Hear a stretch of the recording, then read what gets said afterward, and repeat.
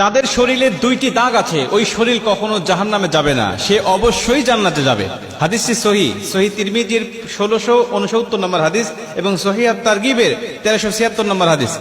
হযরত আবু উমামা রাদিয়াল্লাহু তাআলা আনহু হাদিসটা বর্ণনা করেছেন। রাসূল সাল্লাল্লাহু আলাইহি ওয়াসাল্লাম বলেন, যাদের শরীরে দুইটা দাগ আছে এবং যাদের শরীর থেকে 2 ফোঁটা তরল পদার্থ নির্গত হয়, ওই শরীর কখনো জাহান্নামে যাবে না, সে অবশ্যই জান্নাতে যাবে এবং আল্লাহ পাকের কাছে এই শরীরটা সবচেয়ে প্রিয় শরীর। প্রিয় ভাই, আপনি তো আপনার শরীরে অনেক দাগ লাগিয়েছেন, প্রেমিকার জন্য, তাকে পাওয়ার জন্য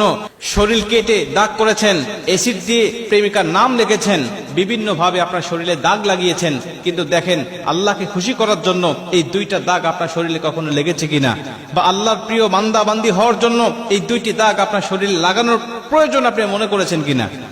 রাসূল সাল্লাল্লাহু আলাইহি ওয়াসাল্লাম বলেন, 1 নম্বর দাগ হলো যে ব্যক্তি জিহাদের ময়দানে আল্লাহকে খুশি করার জন্য, আল্লাহর দ্বীন কায়েম করার জন্য অথবা আল্লাহর সন্তুষ্টির জন্য যে ব্যক্তি বাতিলের মোকাবেলা করতে গিয়ে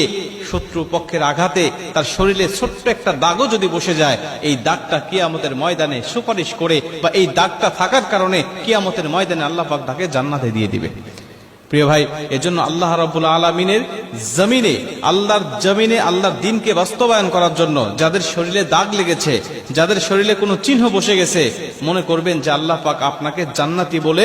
মনোনীত করেছেন, বিধায় এমন একটি দাগ আপনার শরীরে দিয়েছেন। নবীজি সাল্লাল্লাহু আলাইহি ওয়াসাল্লাম বলেন, 2 নম্বরে ফরজ ইবাদত সমূহের কোন একটি দাগ যদি তার শরীরে দেখা যায়,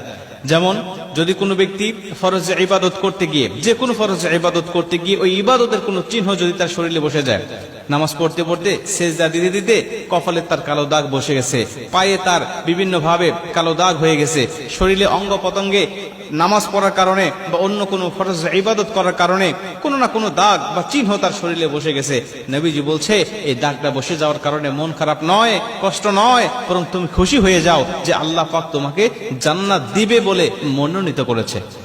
এজন্য আমরা শরীরে অনেক দাগ আমাদের আছে, অনেক দাগ আমরা লাগাই, অনেক দাগ ইচ্ছা করে মানুষকে খুশি করার জন্য, দুনিয়ার মানুষকে দেখানোর জন্য বিভিন্ন ভাবে আমরা শরীরে দাগ লাগাই। অনেকেই আবার ট্যাটু অঙ্কন করে, যেটা আল্লাহ স্পষ্ট হারাম করেছেন। আমরা এই ট্যাটু অঙ্কন করে মানুষকে দেখানোর চেষ্টা করি, মানুষকে খুশি করার চেষ্টা করি, ভালোবাসার মানুষকে পাওয়ার জন্য আমরা শরীরটাকে অ্যাসিড দিয়ে পুড়িয়ে আমরা তার নামটা লিখতেও আমরা দ্বিধাবোধ করি না। যে মহান রবকে খুশি করতে পারলে আমার জীবন ধন্য, ইহকাল পরকাল দুটাই ধন্য, ওই রবকে খুশি করার জন্য এই দাগগুলো আমাদের শরীরে লাগানো অবশ্যই কিন্তু দায়িত্ব এবং কর্তব্য। এজন্য আমরা দেখি এই 2টা দাগ আমাদের শরীরে আছে কিনা, যদি না থাকে লাগানোর চেষ্টা করব, অবশ্যই আল্লাহ পাক এর বিনিময়ে উত্তম প্রতিদান আমাকে দান করবেন।